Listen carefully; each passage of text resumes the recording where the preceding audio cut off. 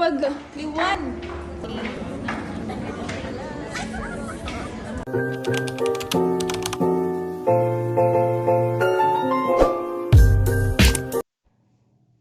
Hello guys, this is Stella Aparta. Penthouse unit nila yan. Dito kami nag-stay for one night. So search lang sila sa Facebook guys if you wanna stay at Tacloban. So ito yung sala nila, mini kitchen. Sa mini kitchen meron ding mini fridge. And then CR, maluwag yung CR nila. And of course, the bedroom. Ang luwag ng bedroom, as in, guys. So magko-commute lang po kami papunta sa downtown. Nandito po kami sa Tacloban. Look. Oo. Mami. So, So, nandito na po kami. Ng aming mga Dabar Cats. So,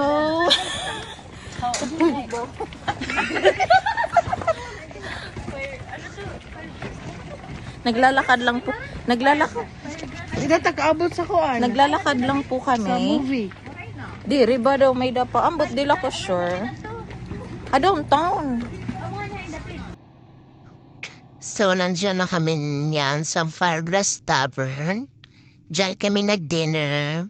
Oh, picture muna guys, picture. As usual, picture muna before anything else. So, eto yung mga food namin. Super sarap guys sa Firegrass. As in, 10 over 10 talaga yung mga food nila. You should try.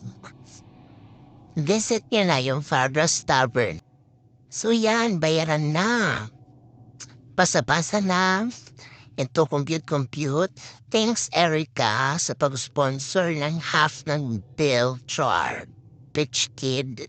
So yan, patawa-tawa lang. Kasi compute na. Yan, nagsusuklian na. Hindi na alam. Nagkatalituhan na yan, guys. Kung ilan ba yung isusukli niyan? So yan, pauwi na kami niyan. So naglalakad kami niyan papunta sa sakayan. So yan, chika-chika muna, while on the way, naglalakad, patunaw ng kinain. So yan, actually mayroon niyang bowl, sound, I mean. Kaso ewan ko nawala, kaya voice over ko na lang. So yan. So, ito naman, yung pagka next day na, uwian na yan. So, meron din yung sound, kaso ewan ko na wala kayo nito. So, vlog is life. So, yan. So, yan yung mga Dabber Cuds ko. So, yan, ito. Pauwi na kami. So, papunta kami sa highway. At ito naman, pinasakay kami thanks to Danica and Subaru for the ride.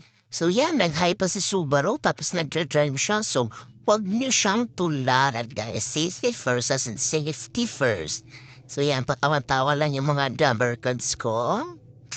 Happy nila. Palagi silang happy as in always happy. Walang sad moments yan. Ewan ko, palagi silang happy.